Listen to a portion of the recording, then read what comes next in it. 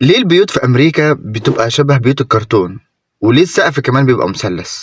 مع إنهم يعني دول متقدمة جدًا، يعني ليه ما يبنوش ناطحات سحاب على طول ومستمرين في الكلام ده؟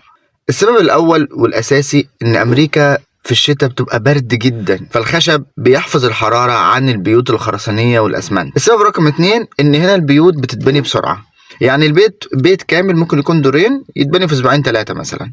بيبقى الموضوع هنا أسرع بكتير من البيوت الخرسانية. السبب رقم 3 الزلازل. هنا في ولايات كتير بتبقى الزلازل فيها زلازل كارثية، زي مثلا ولاية كاليفورنيا مثلا، فهي بيعتمدوا على مبدأ البيوت الخفيفة اللي معلهاش حمل فوق الأدوار العالية يعني. السبب رقم 4 إن التصليح نفسه مش مرهق زي البيوت الخرسانية. هنا لو حيطة كاملة فيها مشكلة ممكن تتشال الحيطة وتتركب حيطة مكانها عادي يعني.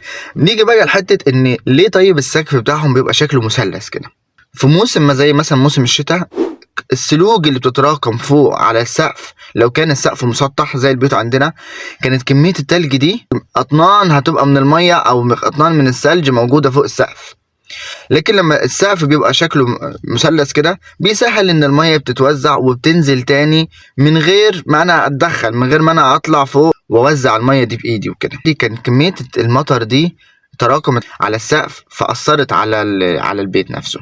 قولوا لنا رأيكم في الكومنتات، واللي شايف البيوت دي بوجهة نظره شايفها كويسة إيجابية أو سلبية اكتبوا لنا في التعليقات.